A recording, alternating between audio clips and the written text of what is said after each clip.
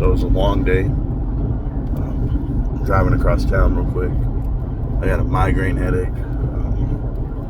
Just an amazing day with everyone there at the house and all the music. And of course, Cowboys still winning. That's pretty fun. But just want to say happy Thanksgiving to everybody. GameStop went up in value like I told you it would. It's already out almost $23.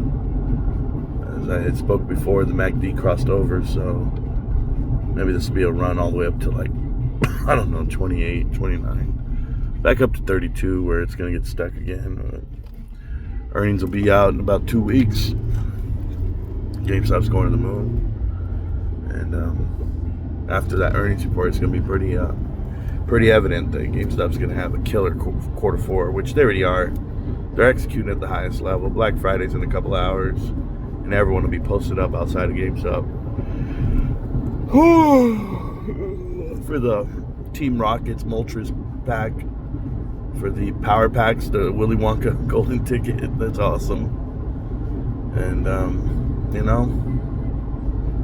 just so thankful that it's been almost 5 years that I've been investing my money and saving it, and now I know what I've always known. And the world's going to figure out GameStop. And GameStop's going to figure out the world. So, thanks again to Michael Burry for saying, I bet you didn't know this about GME. I bet you didn't know. But, let's talk on that for a minute, though. My conclusion to, the whole thing, I don't know if people know, because I say my conclusion and people don't really pay attention because they think it's their take or whatever it may be, or whatever have you. But here's my take on it all. GameStop is the most shorted stock. It's the best value on the market. I don't know if Dr. Michael Burry knew that the 3 people that he asked to be kicked off the board at GameStop, if he knew that the next 3 people they brought in were even worse. Bill Simon, J.K. Schmack, or whatever the hell his name is, and the other person, Francois, whatever, I don't know. If you know the truth about those guys, they're private equity puppets. They usually sit on the board of directors for companies that have gone bankrupt already previously. Bill Simon's an absolute KKR senior executive. So is J.K. Schmack, whatever. I think he's the CEO right now of Bath & Body Works. But numerous board of director positions that all resulted in the same thing: private equity, leverage, you name it. So, I know what it is. I know connect the dots. I can follow it. So I don't know if Michael Burry actually knows connect the dots. If he understands, I know he gets a glimpse of it, but he probably hasn't been opened up to the can of worms that it is, in depth and detail. It's like trying to say all the money in America flows through one channel, and you're like, and you know who controls all the money? And then you're like, well, you could say generalities, but give me specifics. And that's what I mean. I give you a specific board of director who has bankrupt companies and or said the wrong thing, did the wrong thing on purpose, and this was the outcome. And for whom? Who's to gain from it all?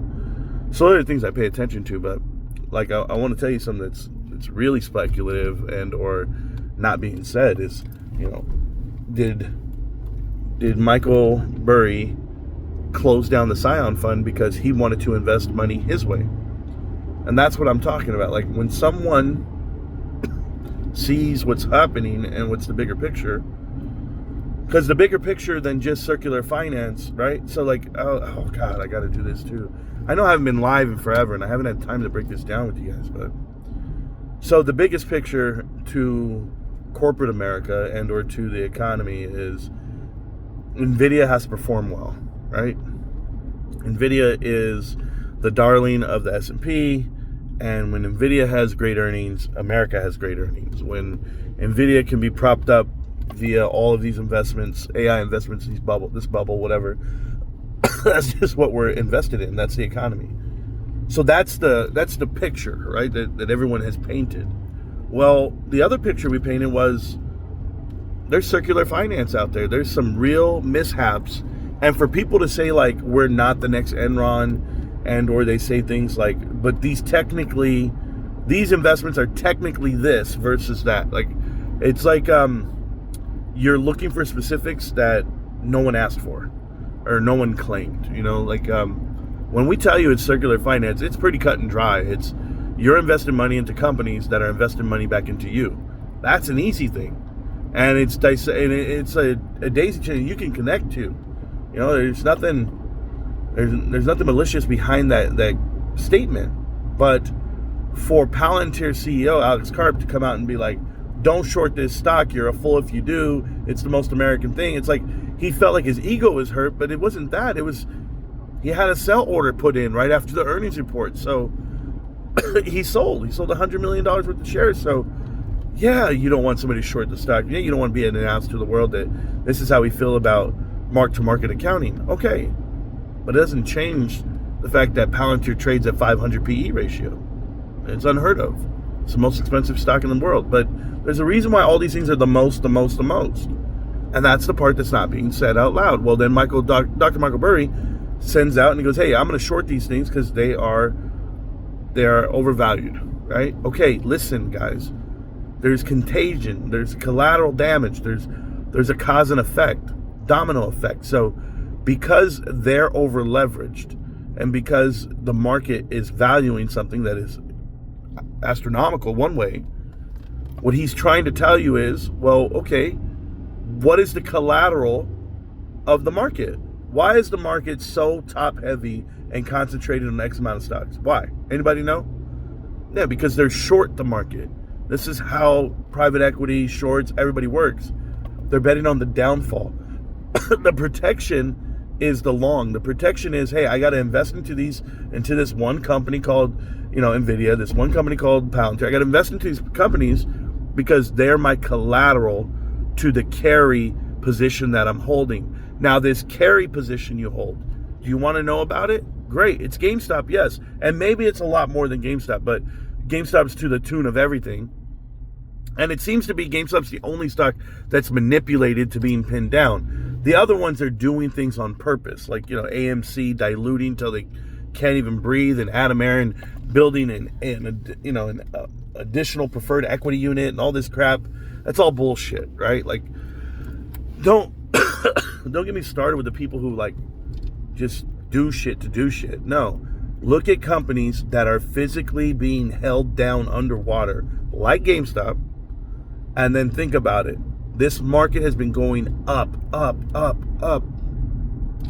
The longer it goes, there's no retraction. And as it keeps going and keeps going, that's the collateral to the short of the world. That's the whole point. And so now you hear the credit defaults are happening. People are being stress tested and they're failing. And they can't pull money out. And why are they failing a stress test? Anybody know why? How could you fail a stress test if you're invested into the top of the market? Like everyone is. Everyone is trend investing right now. But the stress test is that GameStop's still floating there at 20 and it shouldn't be. But you're long that market and you can't pull out. You don't get to pull out of this market and you don't get to take your profits and run home because your money's not in this market like that. It's leveraged. It's completely leveraged. They all are. And they can be non-transparent. They can be defiant to it. I really don't care. I'm just telling you, Michael Burry says it to you. These are the companies that are overvalued. These are the companies that you need to short. And there's a cause and effect to that short. And it's not just dollars in your pocket. There's a winner out here. The company that was supposed to be bankrupt, the company that wasn't supposed to get the valuation that it's getting right now. And there it's only going up because, GameStop's doing more than just executing in a business standpoint. They are creating the biggest moat around their company that nobody can penetrate and nobody will penetrate. I think it's going to be so amazing when it happens. It's going to be like, it'll be a case study, but it's the biggest I told you so moment in finance, in the history of finance. And it has to happen because everyone claims that, like, oh no, we're just free in trade, like whatever it may be. And that's not the case. You don't invent systems to pin down companies and stocks below their fundamental value. Like, GameStop's trading at less than cash value. No.